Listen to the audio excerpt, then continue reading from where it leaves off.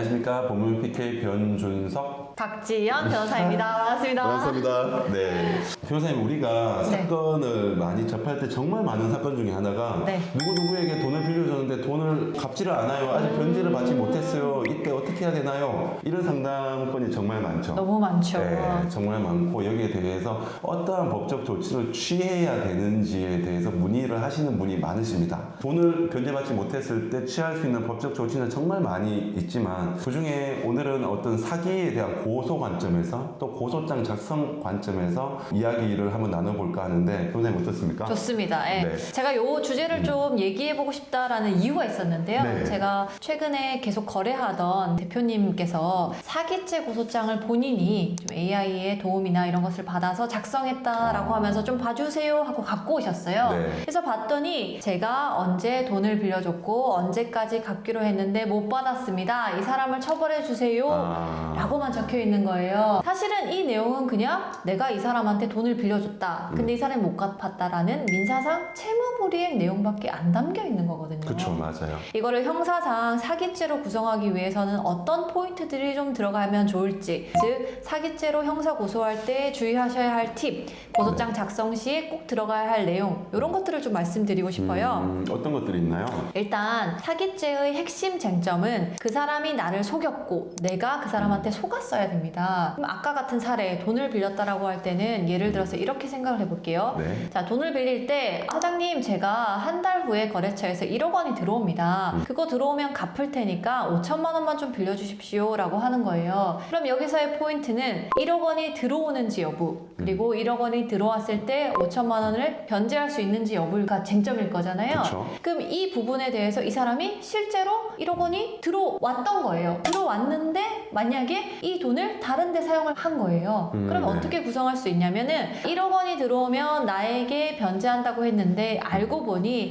이 사람은 나 외에도 너무 많은 채무를 부담하고 있어서 1억 원이 들어오더라도 나에게 변제할 수 있는 의사나 능력이 없었다. 이렇게 구성하게 되는 거거든요. 네. 결국은 말씀드리고 싶은 건 변제 능력이 있는지 변제 의사가 있는지가 고소장의 핵심으로 들어가야 된다는 변제 의사와 변제 능력이 있는지. 맞습니다. 단지 갚지 않았다는 사정만으로는 안 돼요. 예를 들어서 같은 아까 말씀드린 케이스에서 실제로 1억 원짜리 계약을 했고 한 달 후에 1억 원이 들어오기로 했는데 계약한 그 업체가 갑자기 15일 후에 자취를 감춘 겁니다. 연락도 안 되고 물건은 납품을 했는데 돈이 안 들어오고 그러면 이때 돈을 빌릴 당시에는 예상할 수 없었던 사정인 거잖아요. 그쵸, 맞아요. 그러면 이것은 돈을 빌린 이후의 사정이기 때문에 사실은 사기죄가 아니라 사정 변경에 의한 채무 불이행으로 볼 여지가 높습니다. 그러면 이제 변호사님 말씀으로는 돈을 빌릴 당시 과연 이 상대방이 변제 의사와 변제 능력이 있었는지 그렇죠. 판단하는 거네요. 네. 그것에 대해서 나에게 거짓말을 하였는지도 핵심이 됩니다. 예를 들어서 이 사람이 사장님, 제가 사실은 지금 엄청 사정이 어려운데 열심히 해서 한 달에 꼭 갚도록 하겠습니다라고 하고 1억 원을 빌려갔어요. 근데 사정이 어렵다고 이미 말을 했잖아요. 그렇죠. 그러면 저는 이 사람의 어려운 사정을 이미 알고도 돈을 빌려준 거예요. 맞아요. 예를 들어서 우리가 은행에서 돈을 빌릴 때 제가 신용등급이 낮고 재산이 이거밖에 없습니다.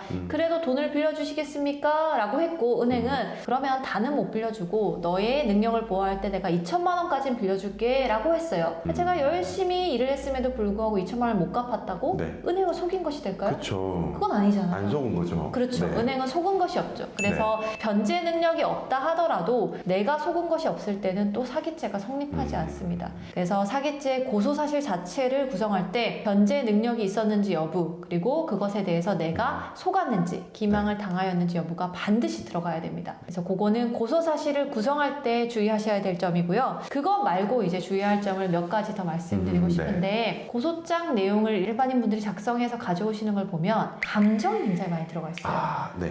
내가 믿고 빌려줬는데 나한테 갚지 않았다. 이 사람 사기꾼이고 나 너무 힘들다. 이런 감정이 많이 들어가 있습니다.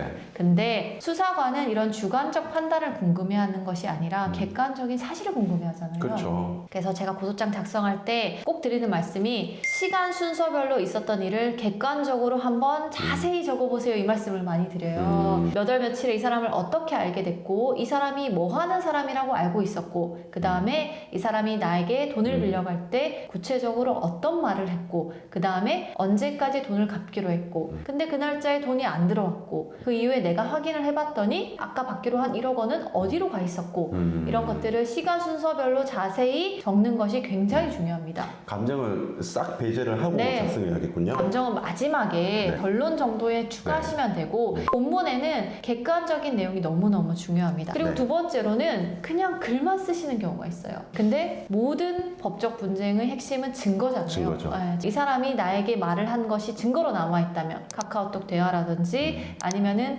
음성 녹음 파일이라든지 아니면은 돈을 빌릴 당시에 얘기한 것을 목격한 제3자의 진술이라든지 맞아요. 이런 증거들을 꼭 자세히 확보하셔가지고 고소장에 담으셔야 됩니다. 그리고 다음으로는 이 처분행, 그러니까 돈을 네. 주는 행위죠. 차용증이라든지 계좌 이체 내역 이런 증거들도 꼭 붙이셔야 되고 특히 계좌 이체 내역 같은 경우에는 차용금을 빌려간 사람이 그 돈을 어디 사용했는지를 알 수 있도록 그 상대방의 계좌번호까지 나오는 내역을 은행에서 받으셔서 네. 증거로 제출하셔야 됩니다. 이런 것들이 사실은 사기 고소장 작성에 있어서 너무 중요하고 왜 제가 이 고소장 작성에 대해서 꼭 말씀을 드리고 싶었냐면 저희가 수사할 때의 경험을 좀 생각을 해보면요. 사기 고소 사건에서 기소되는 비율이 높은 것 같으세요? 아니면 불기소되는 비율이 높은 것 대부분 불기소가 그렇죠. 높죠. 그리고 우리 수사를 할 때 흔히들 하는 말이 고소장만 봐도 각이 나온다잖아요. 맞아요. 네. 사기죄는 고소장을 얼마나 잘 작성하는지가 사실은 수사의 성패를 좌우한다고 해도 과언이 아니에요. 맞습니다. 그래서 고소장 작성부터 잘 작성하셔서 이후에 형사로 충분히 상대방을 처벌할 수 있음에도 불구하고 민사상 분쟁에 불과하다 이런 결과를 받지 않으시도록 좀 주의하셨으면 좋겠습니다. 맞습니다. 직접 고소장을 작성을 하신다 하더라도 제출하기 전에는 전문가인 변호사의 조언을 받아보시길 권유드립니다. 네, 여기까지 마무리할까요? 네, 네. 감사합니다. 감사합니다.